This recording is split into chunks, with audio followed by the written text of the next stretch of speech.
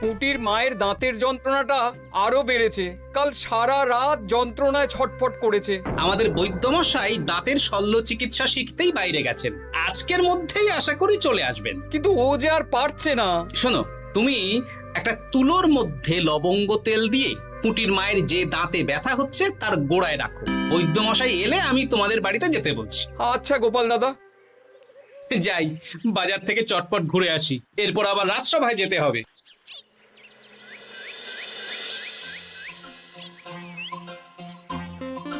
উফ, কি গরম রে বাবা, ছাতা নিয়ে বেরোলে ভালো হতো। এই তো সামনে আখের রস বিক্রি হচ্ছে, একটু আখের রস খাই, শরীরটা বেশ চাঙ্গা লাগবে। ভাই, আখের রস কত করে দিচ্ছ? 1 ভাঁড় 10 আনা গোপাল দাদা। দাও দেখি 1 ভাঁড়। আরে, এই যন্ত্রটা কিন্তু দারুণ। ওই আমাদের রাজ্যের বিজ্ঞানী মশাইয়ের অবদান।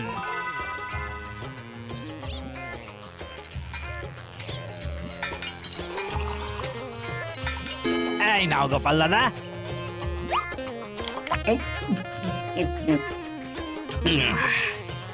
আহ, শান্তি। এই নাও ভাই, তোমার 10 আনা।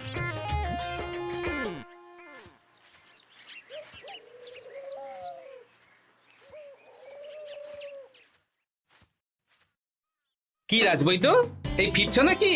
হ্যাঁ, এতদিন আমি দাঁতের চিকিৎসার ব্যাপারে তেমন কিছুই জানতাম না, এবার সব শিখে এসেছি।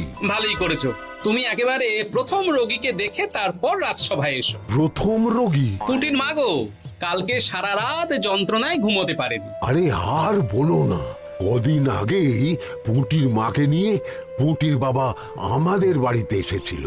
দেখলাম ওই বাড়ির দাঁতে বিস্তর সমস্যা। সেই জন্যে দাঁতের শল্য চিকিৎসা শিখতে চলে গেলে? ঠিক তাই, আমি ব্যথা কমার পথ্য দিয়ে এসেছিলাম।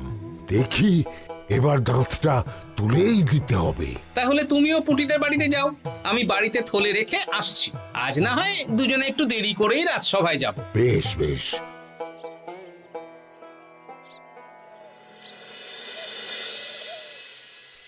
দেখুন মহারাজ, দেখুন আজকে রাজবৈদ্য আসেনি, আর ওদিকে গোপালও ডুব দিয়েছে। এই আনন্দে আমাদেরও ছুটি দিয়ে দিন মহারাজ। কি আনন্দে? এই গরমে বাড়ি বসে একটু আমপানার শরবত খাবো আর ঘুমবো। রাজ্যের সেনাপতি যদি বিশ্রামের কথা বলি, তাহলে আমার আর কিছুই বলার নেই।